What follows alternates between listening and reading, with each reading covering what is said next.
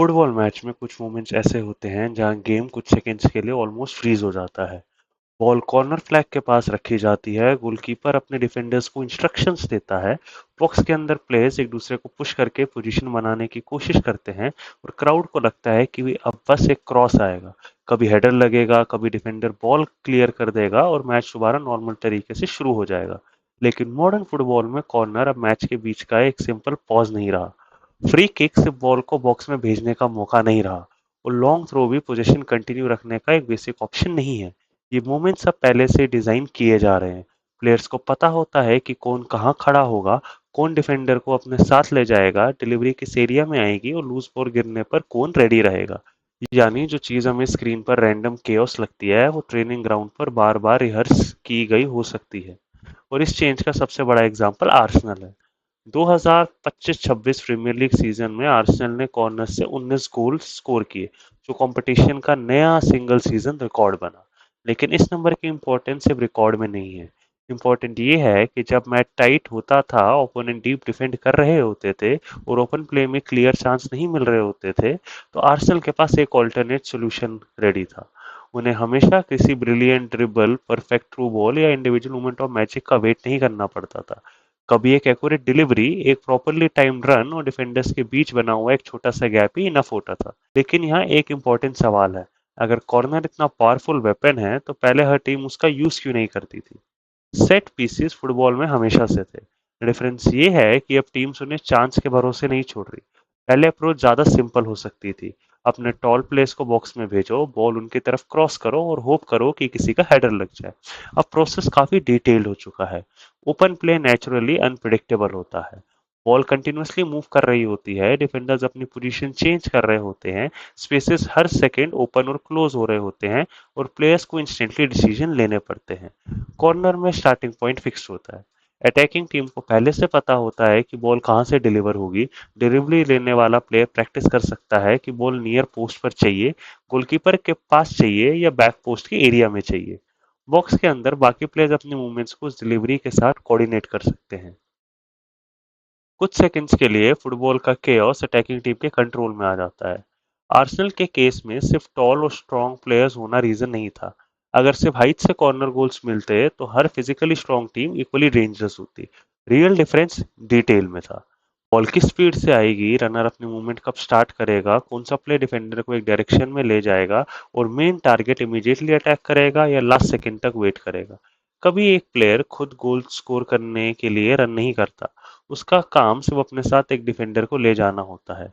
कभी दो अटैकर्स एक ही एरिया की तरफ मूव करते हैं जिससे डिफेंडर्स का अटेंशन उधर चले जाता है और तीसरा अटैकर दूसरी साइड पर फ्री हो जाता है। व्यूअर को सिर्फ फाइनल हेडर दिखाई देता है, लेकिन उस हेडर के लिए स्पेस शायद तीन अलग प्लेयर्स ने मिलकर क्रिएट की होती है। और डिफेंडिंग साइड के लिए ये सिचुएशन ईजी नहीं होती। डिफेंडर को बॉल भी देखनी है, अपने प्लेयर को ट्रैक करना है, गोलकीपर के सामने स्पेस भी प्रोटेक्ट करनी है और फिजिकल कांटेक्ट भी मैनेज करना है। अगर वो सिर्फ बॉल को देखे रनर एस्केप कर सकता है, और अगर वो सिर्फ रनर को देखे तो डिलीवरी का डायरेक्शन मिस हो सकता है। एलीट फुटबॉल में कभी कभी एक सेकंड का कंफ्यूजन ही गोल क्रिएट कर देता है।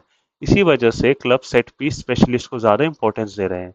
उनका काम सिर्फ ये डिसाइड करना नहीं होता कि बॉल नियर पोस्ट पर जाएगी या फार पोस्ट पर। वो पोजीशन की हैबिट स्टडी करते हैं। गोलकीपर क्रॉसेस कलेक्ट करने के लिए बाहर आता है या लाइन पर रहता है। डिफेंडर्स इंडिविजुअल प्लेयर्स को फॉलो करते हैं या अपने एरियाज में खड़े रहते हैं। कौन सा डिफेंडर बॉल देखते वक्त अपने रनर को लूज करता है, फिर रूटीन उन्हीं हैबिट्स को टारगेट करके डिजाइन होता है। और एक सक्सेसफुल रूटीन देखने में जितनी सिंपल लगती है, उसके पीछे प्लानिंग उतनी ही डिटेल्ड हो सकती है। कभी कॉर्नर डायरेक्ट बॉक्स में नहीं जाता। पहले शॉर्ट पास होता है जिससे एक डिफेंडर को अपनी पोजीशन छोड़ के बाहर आना पड़ता है। उसके बाद बॉक्स में एक नया गैप ओपन होता है और सेकंड डिलीवरी उस गैप को टारगेट करती है। कभी बॉल नियर पोस्ट पर इसलिए भेजी जाती है ताकि वहां से फ्लिक होकर बैक पोस्ट तक पहुंच सके। कभी सेम फॉर्मेशन दो बार दिखाई जाती है, लेकिन तीसरी बार डिलीवरी कंप्लीटली डिफरेंट एरिया में आती है। डिफेंडर्स को लगता है कि उन्होंने रूटीन समझ ली है, लेकिन अटैकिंग टीम उसी एक्सपेक्टेशन का यूज उनके अगेंस्ट करती है। लेकिन ये सिर्फ आर्सेनल की स्टोरी नहीं है। 2025-26 प्रीमियर लीग सीजन में कॉर्नर से टोटल 185 गोल स्कोर हुए, जो कंपटीशन का नया रिकॉर्ड था। यानी पूरी लीग में टीम्स इन सिचुएशन को पहले से ज्यादा सीरियसली यूज कर रही थी। लॉन्ग थ्रो से भी अनयूजुअली ज्यादा गोल्स क्रिएट हुए। सेट पीस अब एक क्लब का स्पेशल ट्रिक नहीं रहा, वो वाइडर टैक्टिकल ट्रेंड बन गया। इस ट्रेंड का एक सिंपल रीजन है मॉडर्न डिफेंडिंग। आज टीम्स ओपन प्ले में काफी ऑर्गेनाइज्ड होती है। वो सेंट्रल स्पेसेस को कॉम्पैक्ट रखती है, लाइंस के बीच गैप कम करती है और डेंजरस एरियाज में अटैकर को फ्रीली रिसीव करने नहीं देती। आप पोजीशन कंट्रोल कर सकते हैं, बॉल को एक साइड से दूसरी साइड मूव कर सकते हैं, लेकिन क्लियर शूटिंग चांस बनाना फिर भी डिफिकल्ट हो सकता है। सेट पीस उस ऑर्गेनाइज्ड डिफेंस को एक कंप्लीटली डिफरेंट प्रॉब्लम देता है। अब बॉल मूविंग अटैक से नहीं आ रही, सब प्लेयर्स एक ही लिमिटेड एरिया में गैदर्ड हैं, रन एक साथ स्टार्ट हो सकते हैं, फिजिकल कांटेक्ट ज्यादा है, गोलकीपर का व्यू ब्लॉक हो सकता है और डिफ्लेक्शन भी डेंजर क्रिएट कर सकता है। ओपन प्ले में डिफेंडर्स को शेप प्रोटेक्ट करनी होती है, कॉर्नर्स में उसे कुछ सेकंड्स के अंदर मल्टीपल इंडिविजुअल प्रॉब्लम सॉल्व करनी पड़ती है। यूरोपियन कंपटीशन में भी यही चेंज दिखा। 2025-26 यूरोपा लीग के लीग फेज में पेनल्टीज को हटाकर लगभग 5 में से एक गोल सेट प्ले से आया। इससे क्लियर था कि ये रिहर्स्ड कॉर्नर और फ्री किक से प्रीमियर लीग का ट्रेंड नहीं थे। डिफरेंट कंट्रीज की टीम्स भी उन मोमेंट्स को रेपिटेबल सोर्स ऑफ गोल्स के रूप में यूज कर रही थी। फिर वर्ल्ड कप 2026 ने स्टोरी को इंटरनेशनल लेवल पे भी कंटिन्यू किया। नेशनल टीम फुटबॉल में कोचेस को प्लेयर्स के साथ क्लब मैनेजर जितना टाइम नहीं मिलता। कुछ ट्रेनिंग कैंप्स, टूर्नामेंट से पहले लिमिटेड सेशंस और फिर मैचेस स्टार्ट। इतने कम टाइम में कॉम्प्लिकेटेड ओपन प्ले कॉम्बिनेशन को परफेक्ट करना डिफिकल्ट हो सकता है, लेकिन कुछ क्लियर कॉर्नर रूटीन्स और फ्री किक मूवमेंट्स रिलेटिवली जल्दी प्रैक्टिस किए जा सकते हैं। हर प्लेयर को सिंपल रूल दिया जा सकता है, एक प्लेयर नियर पोस्ट अटैक करेगा, एक डिफेंडर को अपने साथ ले जाएगा, एक लूज बॉल के लिए रेडी रहेगा और बाकी प्लेयर्स काउंटर अटैक प्रिवेंट करेंगे। अर्जेंटीना इसका स्ट्रॉन्ग एग्जाम्पल बनी। वर्ल्ड कप 2026 में अर्जेंटीना ने सेट पीस से 5 गोल स्कोर किए और फीफा के रिकॉर्ड्स के मुताबिक ये 1926 के बाद किसी एक वर्ल्ड कप में एक टीम का हाईएस्ट टोटल था। स्विट्जरलैंड के अगेंस्ट क्वार्टर फाइनल में मेस्सी के कॉर्नर पर मैकेलिस्टर का गोल भी ट्रेनिंग ग्राउंड पर प्लान की गई रूटीन से आया। अर्जेंटीना के असिस्टेंट कोच सैमुअल स्पेसिफिकली उन डेड बॉल मूवमेंट्स पर काम कर रहे थे और ये एग्जाम्पल एक और मिथ तोड़ता है। सेट पीसेस में डेंजरस होने के लिए हर प्लेयर का टॉल होना जरूरी नहीं है। मैकेलिस्टर बॉक्स के सबसे लंबे प्लेयर नहीं थे, लेकिन उनकी टाइमिंग, मूवमेंट, डिलीवरी की क्वालिटी और प्लान पोजीशन ने फिजिकल डिसएडवांटेज को ओवरकम कर दिया। सेट पीस का गोल सिर्फ हाइट का रिजल्ट नहीं होता, वो टाइमिंग, कंसंट्रेशन, डिलीवरी और कोऑर्डिनेशन का रिजल्ट होता है। इंटरनेशनल नॉकआउट फुटबॉल में इन मोमेंट्स की वैल्यू और बढ़ जाती है। लीग सीजन में एक पुअर रिजल्ट के बाद मैचेस में रिकवर किया जा सकता है। वर्ल्ड कप जैसे नॉकआउट टूर्नामेंट में एक गोल पूरी कैंपेन फिनिश कर सकती है। जब दोनों टीम्स इवनली मैच्ड हो, प्लेयर्स टायर्ड हो और ओपन प्ले में रिस्क लेना डेंजरस लग रहा हो, तब कॉर्नर का सबसे कंट्रोलेबल अटैकिंग अपॉर्चुनिटी बन जाती है। आपको 90 मिनट्स डोमिनेट करना जरूरी नहीं, कभी एक डिलीवरी और एक रिहर्स रन ही इनफ होता है। और set piece attack first header के साथ फिनिश भी नहीं होता। मान लीजिए डिफेंडर कॉर्नर क्लियर कर देता है, हमें लगता है कि डेंजर खत्म, लेकिन प्रिपेयर टीम पहले से डिसाइड करती है कि लूज बॉल किस एरिया में गिर सकती है। एक मिडफील्डर बॉक्स के बाहर वेट करता है, एक प्लेयर सेकंड क्रॉस के लिए वाइड रहता है और कुछ प्लेयर्स पीछे पोजीशन लेकर ओपोनेंट का काउंटर अटैक स्टॉप करते हैं। यानी फर्स्ट बॉल क्लियर होने के बाद भी अटैकिंग टीम का प्लान कंटिन्यू रह सकता है। इसी तरह लॉन्ग थ्रो भी सिंपल थ्रो नहीं होता। बॉल को पेनल्टी एरिया के पास भेजने से एरियल चैलेंज क्रिएट होता है।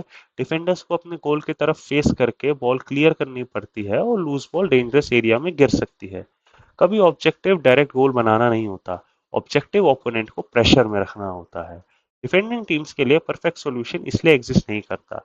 हर अटैकर को इंडिविजुअली फॉलो करे तो प्लेयर्स एक दूसरे के पाथ्स ब्लॉक करके रनर को फ्री कर सकते हैं। सिर्फ पर्टिकुलर एरियाज प्रोटेक्ट करे तो अटैकिंग टीम एक ही जोन में एक्स्ट्रा बॉडीज भेज सकती है। हर डिफेंसिव चॉइस के साथ एक नया रिस्क आता है। इसी वजह से अब सेट पीसेस एक मिनी चेस मैच जैसे बन गए हैं, जो सिर्फ कुछ सेकंड्स तक चलता है। लेकिन इसका मतलब ये नहीं कि open play football less important हो गया। बेस्ट टीम्स को अब भी पोजीशन कंट्रोल करना है, चांसेस क्रिएट करने हैं, प्रेसिंग करनी है और ट्रांजिशंस डिफेंड करने हैं।